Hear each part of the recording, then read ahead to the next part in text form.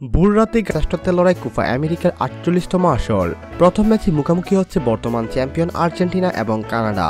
বাংলাদেশ সময় সকাল ৬টায় আটলান্টার Mercedes Benz স্টেডিয়ামে ম্যাচটি শুরু হবে। উদ্বোধনী ম্যাচ জয়ে শিরোপা ধরে রাখার মিশন শুরু করতে চায় আর্জেন্টিনা। একই সঙ্গে টুর্নামেন্টের সর্বোচ্চ ১৬তম শিরোপা জিততে মরিয়া আলবিলেস্তেরা।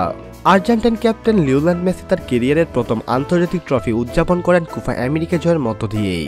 কাতার বিশ্বকাপের সাফল্যের পর দুর্দান্ত ফর্মে রয়েছে আর্জেন্টিনা। এরপর তারা ১৪টি ম্যাচ খেলেছে, যেখানে ১৩টি ম্যাচই তারা জিতেছে। আর্জেন্টিনা ১৫ বার কোপা আমেরিকার বিজয়ী। অন্যদিকে কানাডা এই প্রতিযোগিতায় ৬টি কনকাকাফ দলের একটি হিসেবে অংশগ্রহণের যোগ্যতা অর্জন করে। আর্জেন্টিনার বিপক্ষে এখন পর্যন্ত একবার মুখোমুখি হয়েছে কানাডা। প্রথম সাক্ষাতে কিংবদন্তি দিয়াগো ম্যারাডোনা দ্বারা পরিচালিত দলটি প্রীতি ম্যাচে ২০১০ সালে ৫-০ গোলে পরাজিত করেছিল কানাডাকে। আর্জেন্টিনা বনাম কানাডার ম্যাচটি সরাসরি দেখা যাবে টি স্পোর্টে। এছাড়াও ফক্স স্পোর্ট, ফুবো টিভির ওয়েবসাইটে সরাসরি দেখা যাবে।